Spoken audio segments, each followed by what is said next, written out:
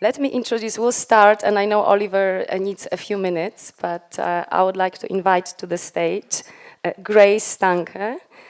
She is Miss America, woo, who is also a nuclear engineer and nuclear advocate. Grace, Carl, let's start sitting down. Then Isabelle, where is Isabelle? Oh, she's getting mic'd up, okay. So Isabelle Boemeke, who also you have seen in the documentary, the first world nuclear influencer. So she's going to come up on stage. Also, I would like to introduce next Stefano Buono.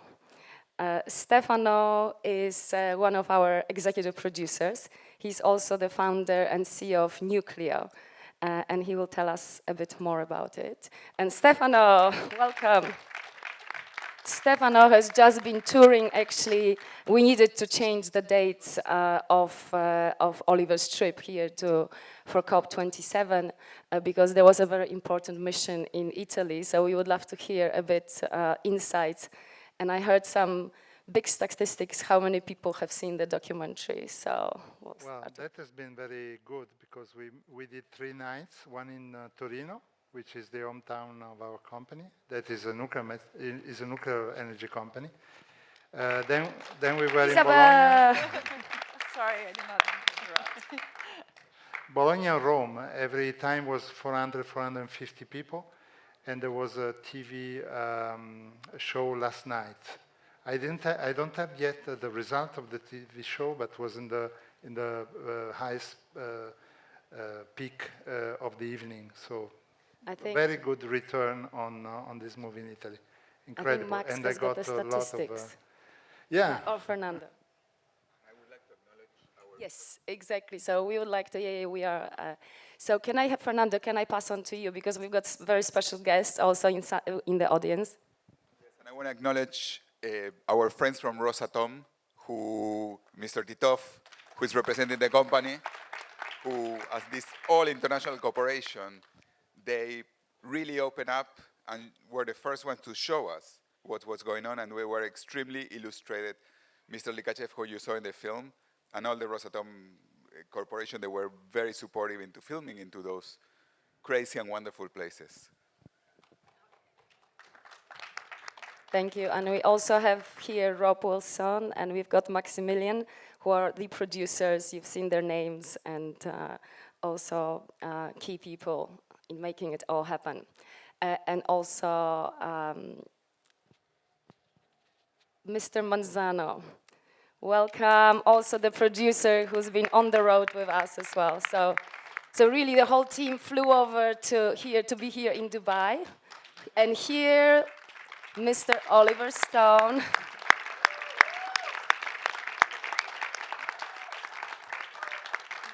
Oliver? Thank you. Who doesn't need much introduction? What? You don't need much introduction. Okay. What, for this huge audience I turn out? I thank you for coming. I hear a lot of people got lost on the way here. It's okay, No, we said you we have, I think, 100 people waiting list, but here we are. It's a very special VIP screening and today. Find it. Oliver, maybe we'll start. We've been in Davos, we've done so many different events around the world, but can you tell the audience why did you decide to do this documentary? Well, it's just out of concern and fear and confusion from what I heard at the time, everything from different sources. The media has done, I don't know if it's done a really good job of explaining this. And when Mr. Gore's film came out, that really affected a lot of us in America. And we paid attention to it. But the results are not there. And that was very concerning to me. So the more I hear them, you know, I'm not coming from this field. I'm coming from a filmmaker, dramatist field, and that's what I do. My only contribution would be to take from the scientists and try to dramatize it to some degree so that it can spread, and that seems to be the case. information here is not my own. It comes from Joshua Goldstein and Stefan Skavist, who was here, by the way. I don't Yes, know, he was indeed. here today or yesterday. He's done a good job of trying to explain nuclear energy. People don't even know what it is. They don't realize the difference between enriched uranium and low-level usual uranium we use for nuclear energy. They just don't understand that, so they have these kind of superstitions and fears. It's a shame. It's really a shame that such a great thing has been lost to a certain degree to time and to history. It has never died, as Josh and I were talking. It has never died. There's a reason, thank God, and I do think that it's going to play a significant role. If we're going to survive, I do think it's going to play a significant role in the fight for survival. And Not only for survival, but for a decent, good future, not this, who wants to be in the movies? If you see the movies that we see about the future, they all look horrible. It's dystopia. I don't want to be there, you know? I want this more the life that I know, and I think you do too. Anyway, that's why, and also I have children. And also, it was really amazing to see Oliver, including Davos, really relentlessly with not having much sleep, going through the snow, and because some of you who go to Davos, probably it's not an easy place, and we had so many different events and screenings, and Oliver just didn't stop, back to back. I don't know how you do it. I was exhausted. I needed to recover for a month. But it was really amazing. So I would like to pass on Isabelle. So it was, my son said that it was one of the best parts of the documentary, was watching you. So I think it's great because you speak to the new generation. So tell me why, how it all started. I think it's a very, very similar concern. I grew up with the fear of climate change, obviously, like so many of us. But I thought it was a problem for the future, and that all the adults were taking care of it. And in 2019, when the fires in Australia and the Amazon happened, it was a real wake-up call to me. And I think partly because I'm from Brazil, so just seeing my home country on fire was very impactful, but just realizing that climate change is here and we're actually not doing enough to solve it. And as I started looking into the solutions, I came across nuclear power, which I had heard of before, but never really took the time to understand. And I think that anybody who doesn't know much about it and starts reading and learning realizes how much they were misinformed. And so just looking and observing the discrepancy between public perception and the reality was quite fascinating to me, but also interesting as a potential to explore that venue. So I realized that in part that misconception was because of pop culture, and I decided to use pop culture as a way to actually relay the facts about nuclear energy and why we needed to solve climate change. And Grace, you've done thousands of miles, I don't know how many, over the last year, really with that mission as well. And you're about to graduate from nuclear engineering. And again, why did you decide to study, and why this mission? Oh gosh, well, the story of how I got into nuclear is actually I have an awful origin story, I always say. I was basically a spiteful 16-year-old teenage girl that thought nuclear engineering sounded really, really awesome, and I was deciding between nuclear and aerospace engineering, because I was like, imagine that 50th class reunion.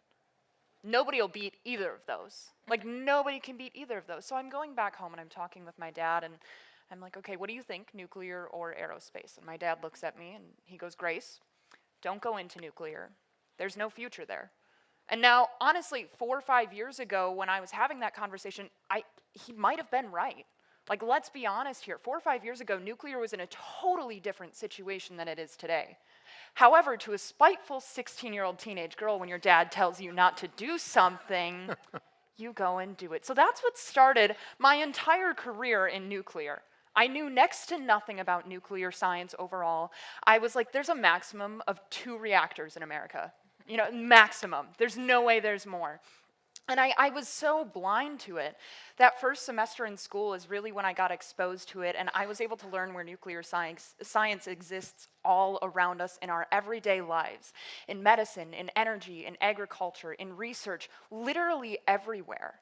And to me, I sat there and I said, why aren't people shouting this from the rooftops?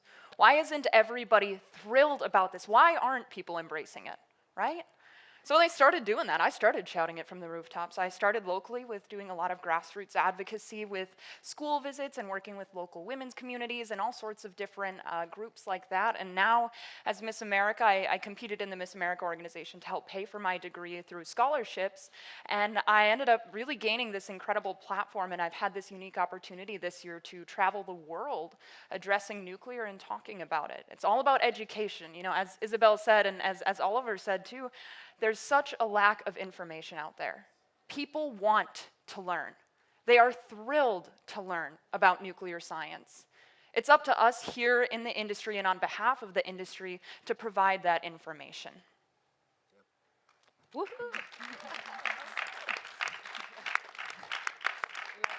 Love it. I didn't know that first background. Amazing. Oh, I'm a spiteful person. What can I say? I don't know. Like I said, I have a bad origin story, but it's okay. Stefano, now we met originally during the screening in London, and you were asking all the right questions now and decided to join as our executive producer. So very happy to have you. And tell me your story. You already sold 2 companies that were in the space and now working relentlessly as well with huge passion on your next project. Tell us more. Yeah, our next project is to build the next generation of nuclear reactors in Europe. I actually started 30 years ago. I am a physicist, and I really thought that we needed nuclear, but I'm not that generation that was fearing climate change. I was that generation that was fearing nuclear. So the Chernobyl accident marked me. And in the 90s, we wanted to build a very safe nuclear. So that was the motivation. But unfortunately, nuclear was more expensive than energy produced by oil and gas. So it was very difficult. We didn't manage to make this change. I was working with a Nobel laureate at that time, and a large group of people that wanted to change the world. Nuclear as an energy that is 1 million more concentrated than chemical energy, and you have seen how little waste is producing nuclear, and how good is the impact of nuclear, can be a safe nuclear. So we work on that. It was not the time, but time has changed. And in Europe, we felt very much, of course, the need of decarbonizing our energy production. But also in the past couple of years, we felt also the need of energy independence, and nuclear is providing that. So in Europe, this has changed a lot. We have a very, very good moment to relaunch nuclear, and that was the moment to found a company to make this. And I found a lot of enthusiastic shareholders that joined the company. We raised 400 million euros in just 3 months into the company, and the company could grow very fast. We are now 600 people working between UK, Italy, Switzerland, and France. We are heading for building a new reactor of this next generation only by 2030 in Europe, which is a challenge for Europe, because Europe, as US, is getting very slow with the regulation. Of course, we cannot be a fast mover like in China and elsewhere. So, but we are growing very, very fast, and this is a real sign on how people now is committed to bring a new nuclear online more and more. So now there is a new project that Rob is working on as well. It's now actually a sequel to nuclear, focus on new technologies. What's for you, Isabelle? You think after what you've done, what's next? Do you see yourself continuing being focused on the advocacy? Oh, definitely. And I think It's just the beginning. it's just the beginning, yeah. And I feel well, I had never been to COP before, but when I started doing this work 3 years ago, I was a fashion model at the time, and I was posting on social media, and my first post was me holding a sign that said, "Nuclear energy is clean energy." And my agents started calling me, and they're like, "What are you doing? Stop right now." I had people unfollowing me and saying they would never talk to me again. And I have to say, a lot of those people have come back to me now and said, "You know what, I was wrong, and now I realize that we need this technology." So the difference just in these 3 years alone is incredible. You know, at COP, of course, we had this announcement of over 20 countries promising to triple nuclear energy capacity until 2050. I haven't been in this space for too long, but I imagine you can tell us better, but I've talked to people who have been in the space for 40 years and said they've never seen as much excitement. So I feel like we are getting to the beginning of this so-called nuclear renaissance, and I feel like my job is just starting. But I am writing a book, which I do not recommend, but especially when you have a baby. But yeah, that's what's next for me, and then just hope to keep pushing the movement forward with Grace and other incredible youth advocates. You know, definitely the announcement a few days ago on the tripling of energies is a huge milestone, I think, and absolutely, I think even discussions between people, there is definitely this huge momentum going now. So it's very clear. But what can we do to move faster? Build faster and faster. China is planning, I heard, 150 new reactors by 2038. 2038, that's about 10 a year. So it makes sense. I mean, big ones, small ones, any way you can do it. Mini ones, it doesn't matter. Just do it. Baby ones. You know, it reminds me, we should open it to the audience. It's not a big audience, but I just want to, the story of the Pilgrims, you know, when they came to America. There was, I read that story recently. So 100 of them came over, 50 of them survived the first winter, and thank God there were women, and there were some women there, and you know, the Indians helped them a little bit, and it's so slow. It's like the Wright brothers trying to fly 90 feet. It just is so slow, but my God, when it starts to pick up speed, it's such a great thing to see. And that's what I'm an old man, but I hope to survive past maybe up to 2040 something. Do you think maybe I might make it? Got a little more. Maybe more. I might begin to see some action, you know, because right now it's pretty boring, that scene. And I'm tired of politicians, and I'm tired of all the people who tell you they can't do something. It's just, I've heard it all my life. It's impossible. I waited to cut many ribbons for inaugurating reactors. Great ribbon cutter, yeah. I would love to open the stage now to questions. Okay, do we have mic?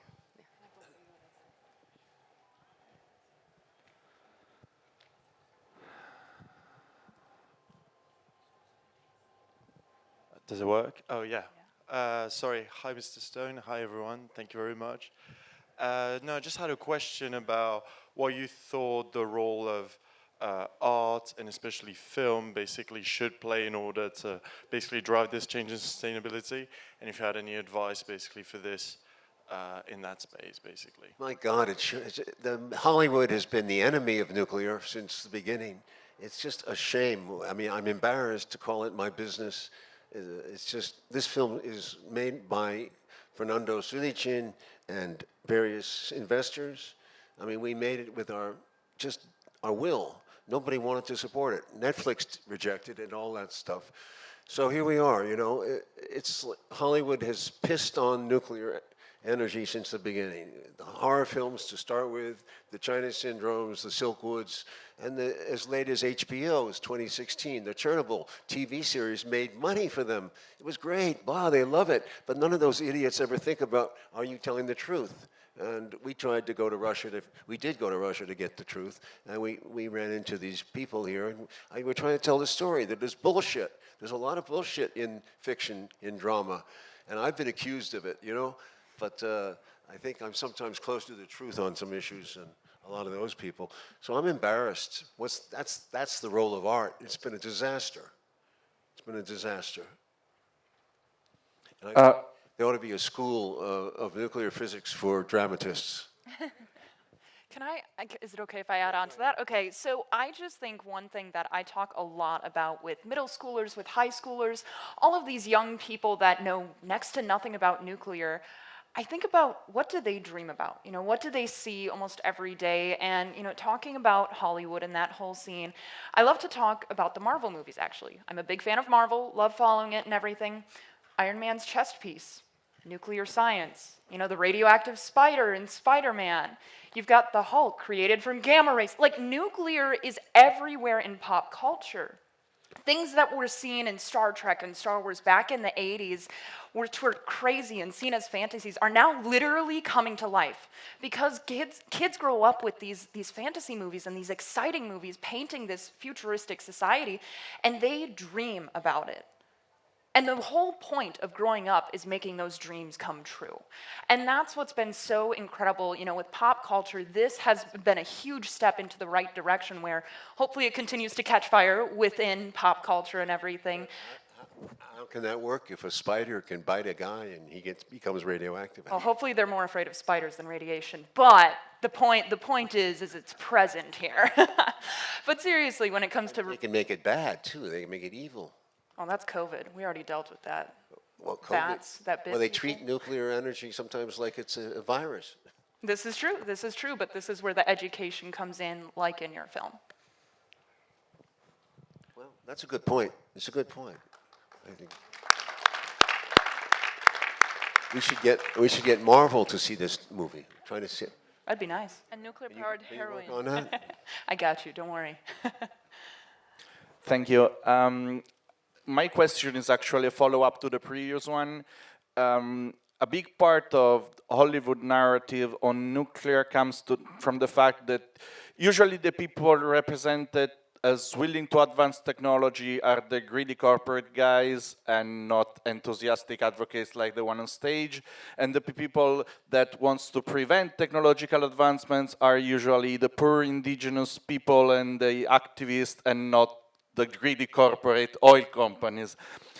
So will we ever see a shift of this representation in future Hollywood movies, and I mean fictional ones, because your documentary, Mr. Stone, is amazing, it's an amazing narrative, but I think that fiction movies are the ones that really shape people's perception and the ones that make billions at the box office. Thank you.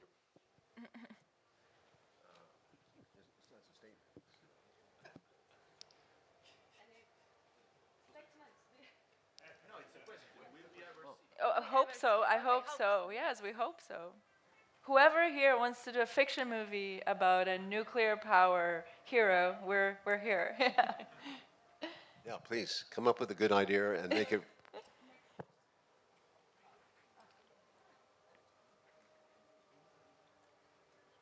Yeah, understanding that there are various outputs from a nuclear power plant, like energy, medical isotopes, steam, what would be the ideal power purchase agreement cost that would be entered into for a nuclear power plant like this, an SMR?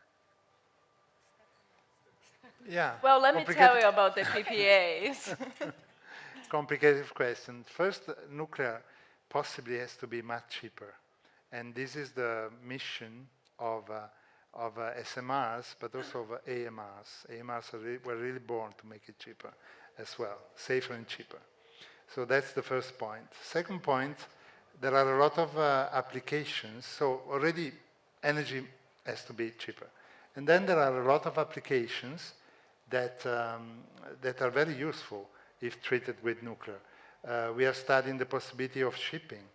And we have already seen that the cost associated with a nuclear power in shipping can save a lot of money to the shipping company. So people is very excited about shipping. And then, of course, there is the question of sustainable fuel manufacturing. This is also a very big chapter. The good things of nuclear is that you create a lot of heat, not only electricity, and you can combine electricity and heat in the most effective manufacturing, for example, of sustainable fuel. These were all arguments that were touched into the documentary as well. So really, there is an opportunity, and the opportunity is also given by the fact that there is a much higher cost of energy and price of energy today that is going up. So this is also helping, because many energy sources are levelizing a little bit the price. Nuclear can provide energy at any time. So the price, it depends also on the time you're purchasing electricity. And this, with nuclear, is very competitive in that as well.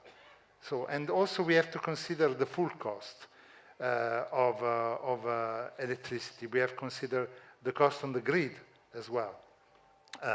Renewables are great, but if there are too many renewables, you need a lot of grid investments, because renewables make grids more complicated to build, and you also need a lot of storage. You increase the percentage of renewables on the grid, the more the cost increases, because you need a lot of storage, and storage is expensive. So you have to have a strategy that is looking at everything at the same time, not only one factor at a time. So this is only answering a part of the question, but it's a complex question, the one of the cost. And each country is different too. Exactly. Mores of each country, Russia and China, Korea, they seem to build cheaper. Of course, very simple reasoning. You cannot have solar plants in the far north. That is very straightforward to think. Well, there's also the issue of these are stronger governments that forge ahead with their plans, and there's not the problems of India or the United States, where people are so scared of it in their backyard, you know. Yeah. Hey, I have a question back to what we're seeing here at COP, because as many of you have mentioned, we have never seen this like unprecedented amount of attention towards nuclear power. But Isabelle, you were on a panel some days ago at the Net Zero Nuclear Blue Zone, where you said that this is the last and only chance that we have for a nuclear renaissance, because if we blow this might not be possible again. So are you not afraid, all of you up here, like personally I'm a nuclear advocate from Denmark, to the responsibility that we have now to really push through and not be one of the other nuclear renaissances that we talked about 2 years ago or 4 years ago? What is different about this one compared to the others? Yeah, so I made this comment. I didn't say it is the last chance, but I think it could be the last chance, because there have been previous nuclear renaissances and they went nowhere. So now what I'm afraid is going to happen if we go through all this excitement again and people are joining the field and making investments and then nothing happens. I'm just afraid that people will say, you know, we've tried this technology several times, it just never works. Let's not pursue that anymore, because obviously money is limited. And so I don't feel afraid. I think it's exciting, because we might actually be the generation that gets to do it, which is very exciting. But I do think that, you know, people like Oliver and Grace and everybody here is doing their part, and we finally are getting politicians on board. We're finally getting the public on board. And now I always say to industry leaders, now it's all on you. It is time to build on time, on budget, no excuses, just do it.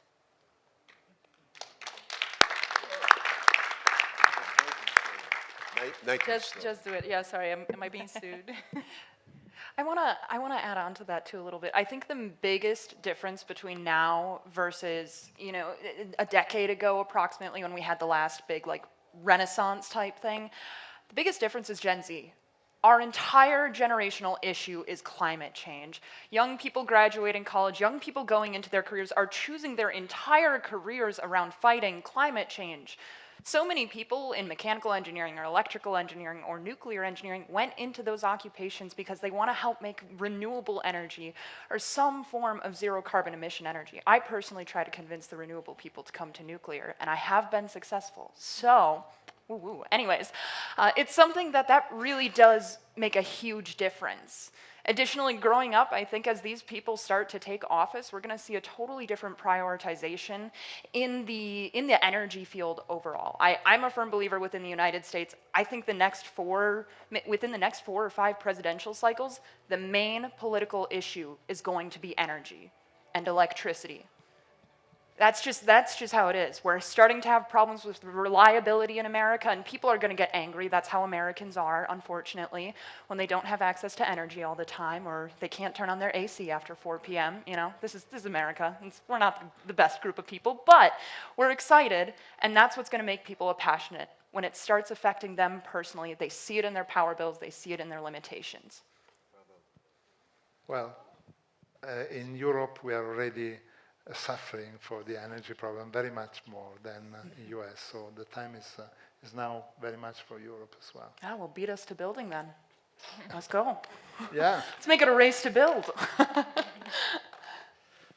So you mentioned you couldn't get the film to net. What? Where's the? Stand up. Sorry. You mentioned you couldn't get the film to Netflix. How do you hope to get the film to a wider audience and get ordinary people outside of the energy world and nuclear to we do the best we can, Fernando Ciurysek, please introduce yourself. He produced the film. Explain that, how are we getting it out? By any means necessary. So basically the film is in most of the paid platforms like Amazon, like in iTunes and in those. Then in many countries it gets distributed sometimes for free. The important thing is it wasn't just to get money out of this. This is an important film that is for diffusion and also for peace, because this is a peaceful subject that gets Russian, Chinese, Americans, and all of us together, especially in this moment that people are just confronting things. We're there for unite things again, and we're trying to get, even from you, to get diffusion, you understand? Like, maybe soon it's going to be in YouTube, you understand? Maybe, so the important thing is to get it out by any means necessary. That's why we flew here. Thank you.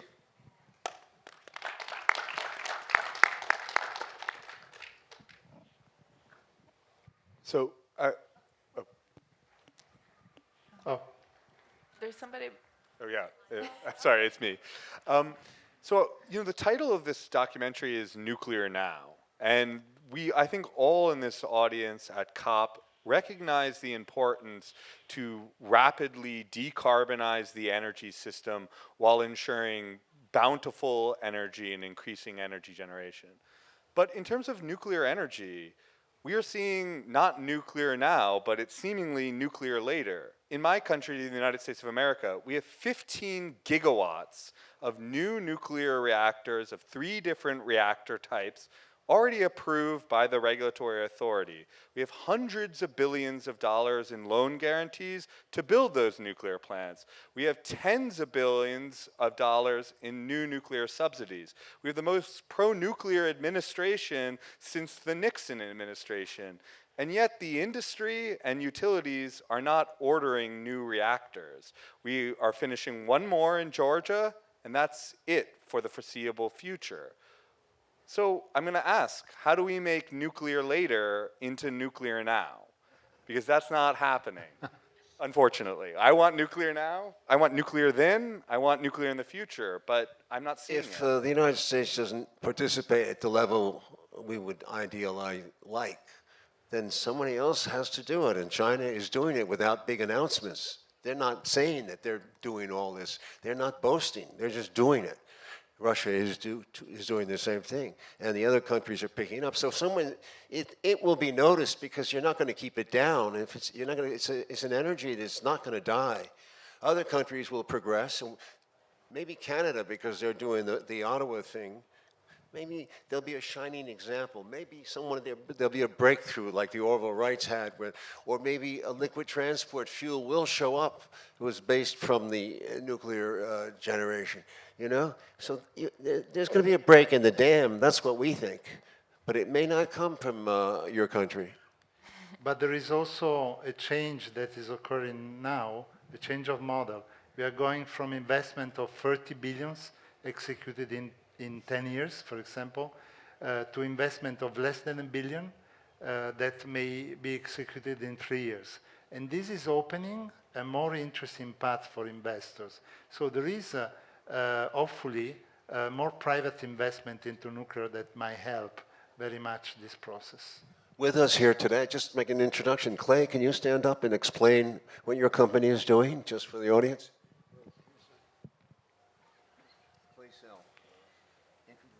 Thank you, Oliver. My name is Clay Sell. I'm the CEO of X Energy, and we are building nuclear now in the United States. We're doing it with a different customer. We're building a plant for a chemical manufacturer, Dow Chemical. They need carbon-free steam to use in their industrial manufacturing process because they see a business opportunity in carbon-free plastic. And so I think what you're going to see in the United States is probably continued conservatism among the U.S. nuclear utilities, but chemical companies, oil and gas companies, refiners, data center developers, they are going to drive the next generation of nuclear development in the United States. Data center growth, as was pointed out in yesterday's talk, is growing at 25% per year, year over year. Their biggest input is electricity. They go to their local utility and they say, I need a power plant, and they say, tell us what you need. We'll load it into our integrated resource plan and tell you what our answer is in 18 months. And then we'll build it 7 years later. And it's completely unacceptable. And so what the data center developers doing is they're taking it back. They're saying we're going to build power plants behind the meters so we can win the race to the AI promised land, which is going to require so much computing power. So I think you're going to see in the United States an evolution of the business model, which is going to lead to much more demand and to nuclear now. Thank you, Oliver. Hi. I wanted to ask, in the era of misinformation, it seems that it's a sort of David Goliath on nuclear seven sisters, as you described, situation where the misinformation is spread by the Goliath seven sisters. That's also occurring politically nearby. So how much resistance are you receiving now, or is there some pathway where you can collab with these seven sisters to make a cleaner, greener energy? Sure. Yeah, I think the biggest thing for me personally, in-person interactions, I will fully admit, as Miss America, I think people are not as likely to be mean to me because I'm wearing a crown and a sash. So I am going to completely acknowledge that is a different circumstance this year, and I think that's kind of an exception where I haven't had a ton of negative experiences throughout this year as Miss America in the past 210,000 miles of travel or whatever I've done. And prior to that, though, I have had experiences where people are, in the PR way, making unkind gestures and saying unkind words to me. I'll let you guys figure out what that means. But honestly, in my personal opinion, that is such a small group of people in comparison to the general public of what we need to support nuclear.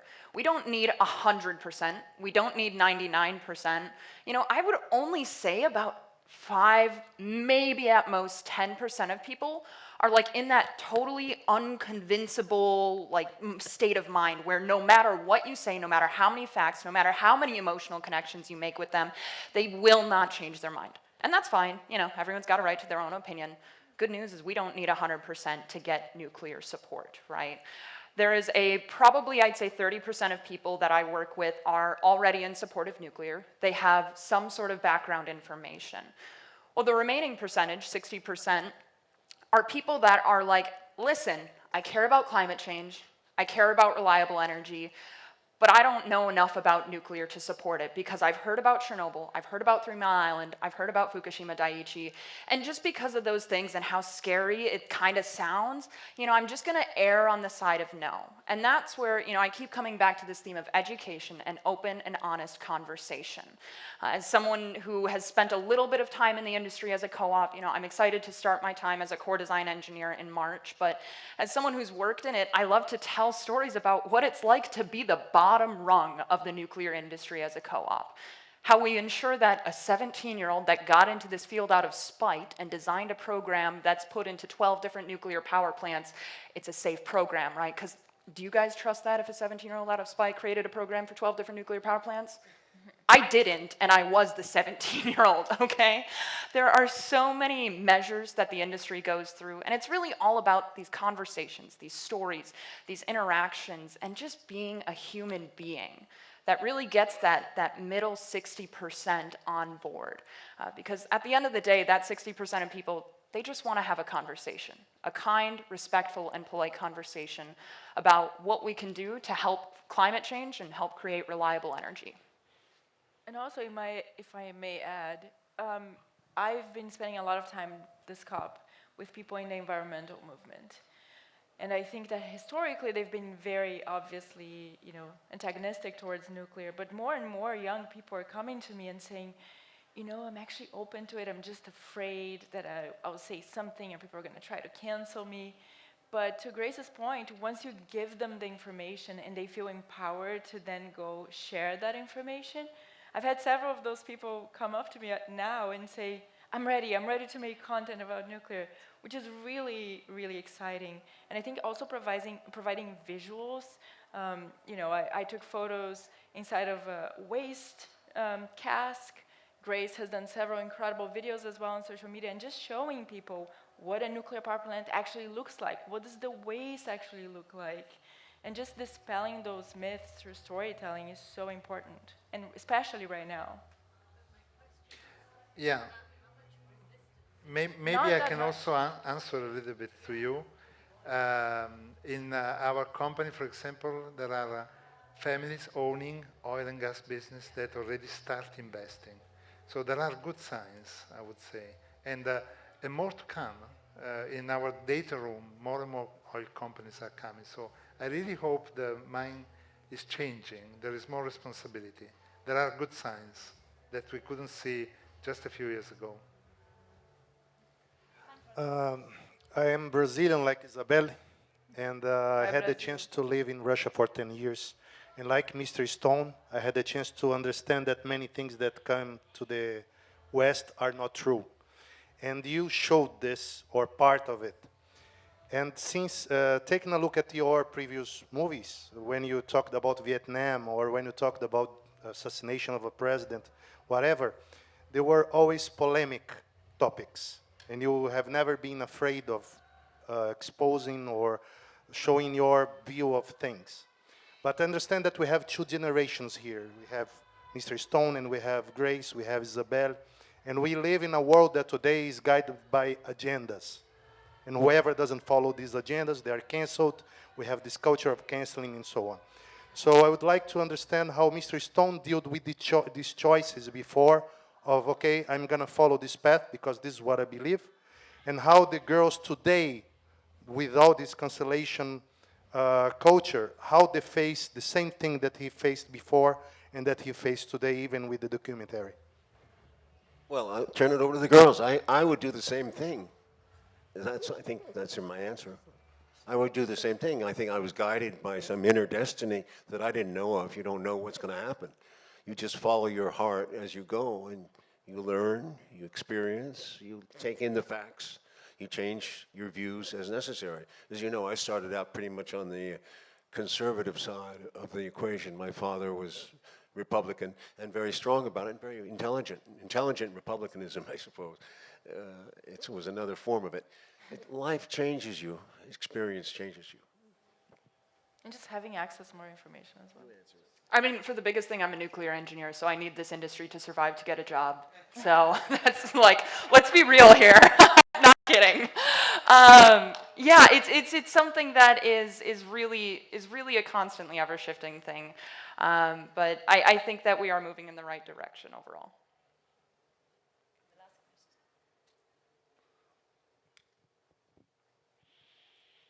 So, as we see, there's more and more natural disasters happening due to climate change, and I guess my question perhaps is just ignorance or a lack of knowledge when it comes to nuclear, but how are you guys addressing people's concerns with natural disasters intersecting with power plants, similar to what we've seen in Japan?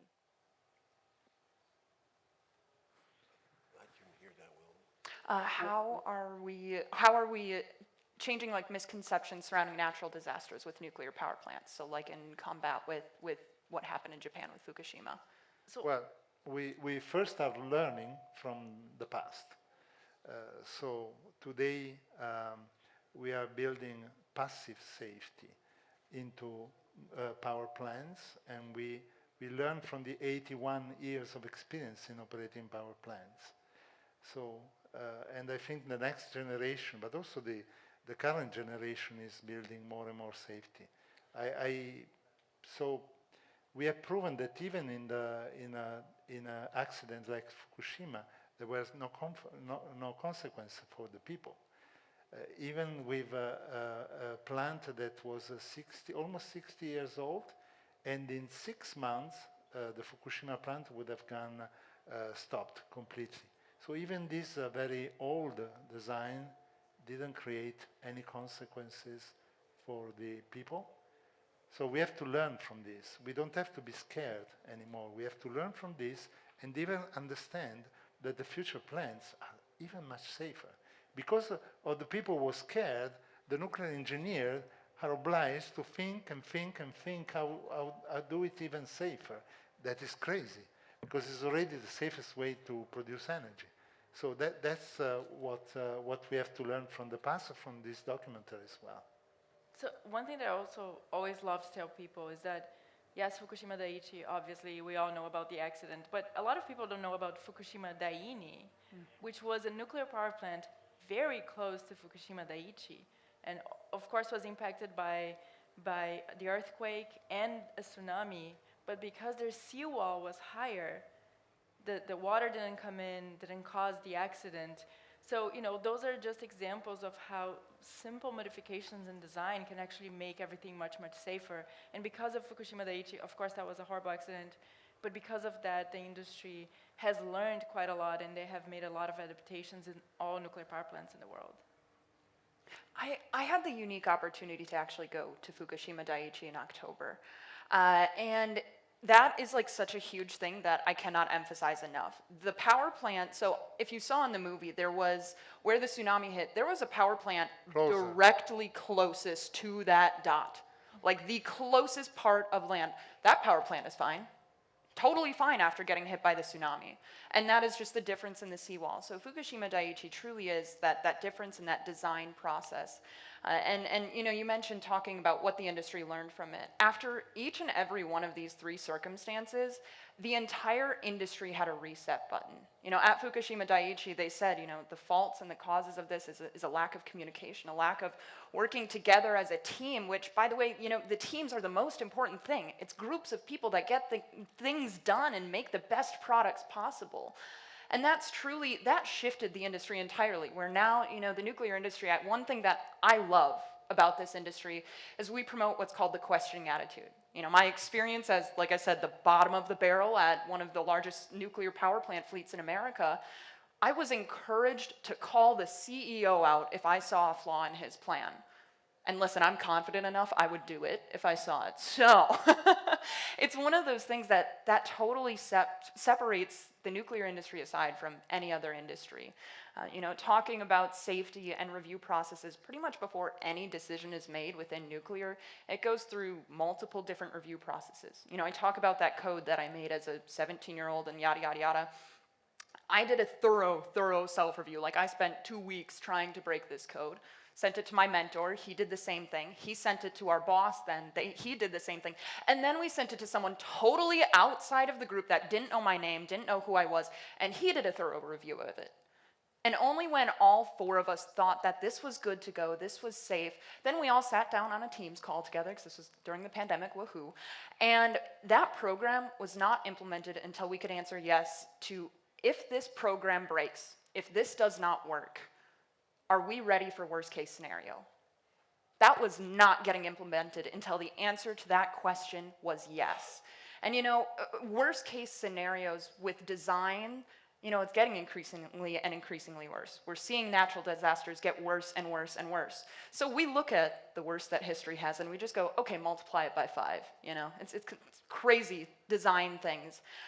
Japan has since reopened 12 nuclear reactors that are operating on their grid to provide 10% of their energy.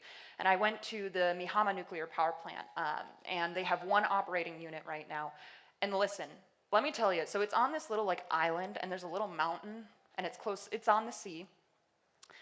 And this little mountain, they looked at it and they said, you know, that might avalanche. And like, it's not a big mountain, big hill, it's like maybe 250 feet. Pretty small, I mean, in the grand scheme of things. They say, get rid of it. Cover it in concrete, like just get rid of the whole mountain. And I'm like, oh, okay, you know. So they really go above and beyond in terms of those safety measures and being prepared for every case possible. And, you know, we say that there may be a case. We can't guarantee 100% safety, but it's safer to work in a nuclear power plant than it is to work at a bookstore. That's an OSHA certified fact. You know, and that's something that says a lot about the standard of excellence that we hold ourselves to within the industry. When you get married, do you think you're going to go through the same process of approval? Oh man, you know, I got a boy, he's pretty good, but that's a long ways away. I'm 21, I got a long time. Okay. And on this note, I'm afraid we ran out of time, so wanted to thank everyone for joining tonight, and a big shout out and thank you to Amber and team from Extreme Hangout from hosting us here. And yeah, go nuclear. Nuclear now. Go nuclear. Now.